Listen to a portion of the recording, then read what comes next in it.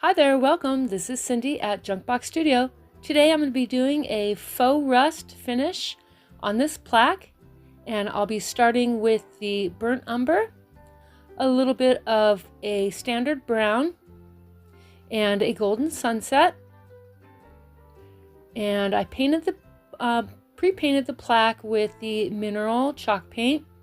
And so now I'm just going to go ahead and with a very dry sponge apply the paint lightly and evenly. This does take practice, and I have learned that you got to keep the sponge as dry as possible. But I'm also finding out that when I look at a stencil, I tend to feel like I have to go all the way to the outer edges of that stencil. And you don't really need to do that. There's just a fraction of space around the edge within that stencil that should be left blank, and that would be in order to not have any bleeding. So now here I do have some paint that came through the edge, and I'll clean that up later. So I'm doing a second side again with the with the burnt umber, and then a brown, and kind of going in with the yellow a little bit to mimic rust. And I did a little bit better on this side, as we can see here. And so I'm going to go ahead and clean up that first side. And you can clean up your stencils. It's not a one and done. And so when you go in with your original, the mineral that I had used, the mineral chalk paint, it dries seamlessly and you can't even tell that you did a cleanup. So, don't be afraid to use stencils. I was for a long time, but they're just really a template for an image, and you can add to or take away as needed, and it ends up really looking nice.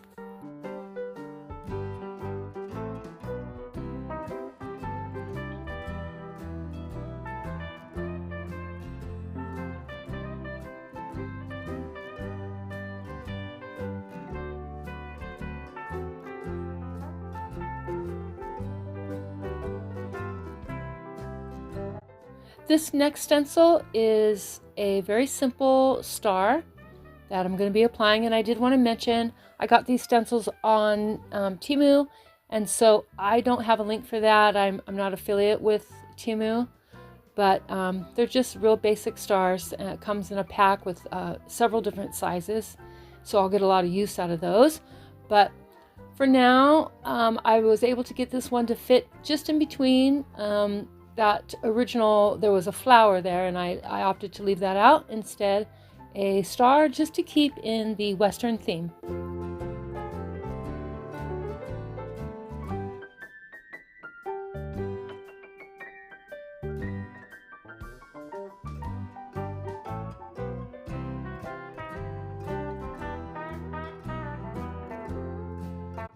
And just a little bit more cleanup around the star.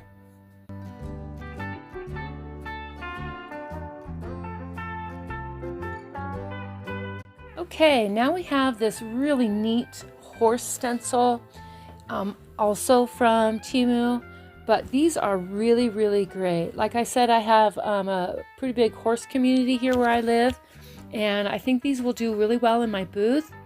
And so I'm just doing the same application to mimic the look of a rust texture.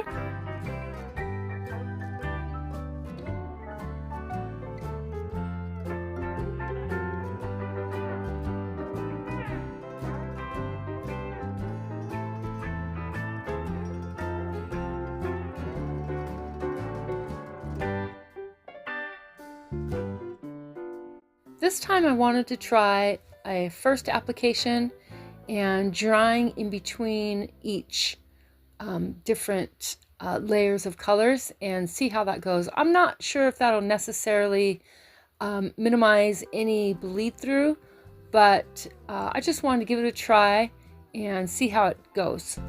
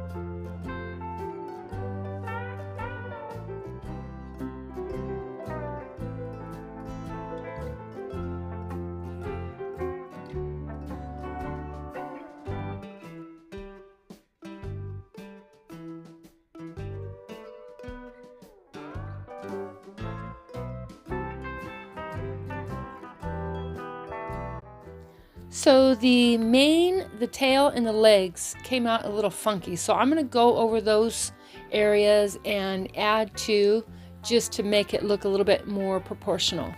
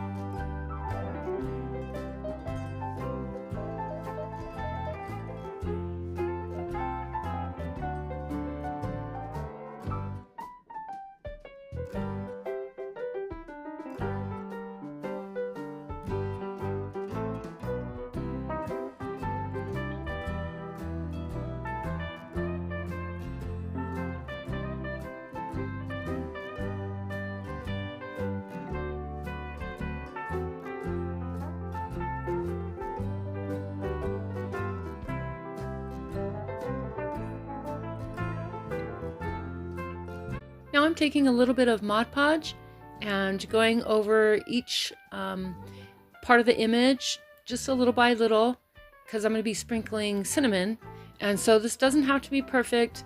Just throw it on there and it'll look more like a rust effect.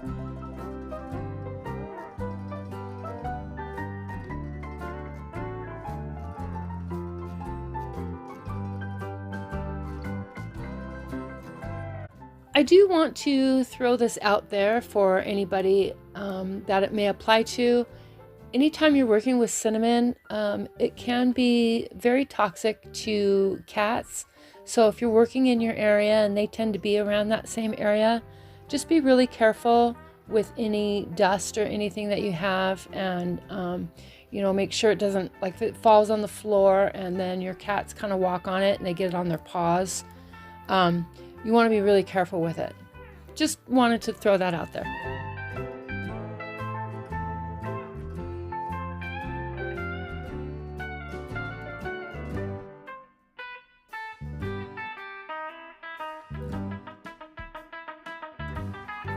Make sure you give one good clear coat after you're through with the application of the cinnamon, and that way it'll keep it in one place.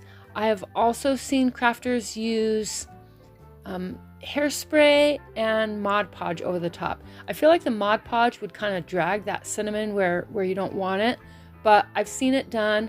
I do prefer a clear coat of spray. Okay, now Tim Holtz Distressing Ink. I really like using this. I've been using it quite a bit lately.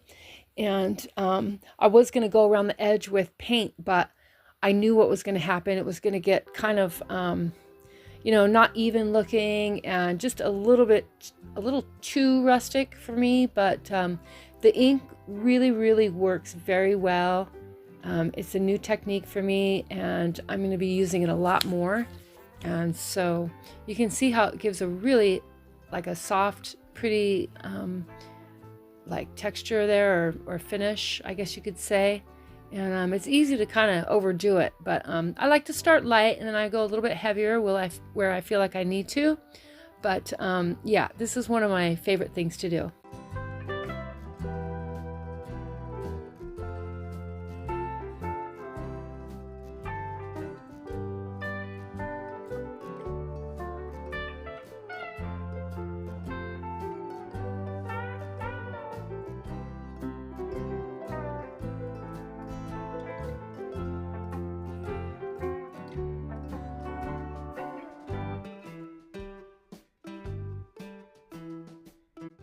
I drilled 2 holes in the corner of this wood plaque, and I'm just going to run some wire through it.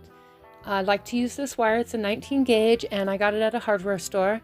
I usually have to take a towel and wipe it down before I use it, because it has like a black soot or finish on it. And so I like to make sure that that doesn't transfer over to my customer's hands. And so I give it a good swipe a couple of times. And so I'm just going to string that wire through each corner and twist a few times and bend it back towards the wood and make sure that it's nice and safe and there's no the end of the wire poking out. And so that takes a little practice. I'll usually use the pliers there to just press everything together, so it's good.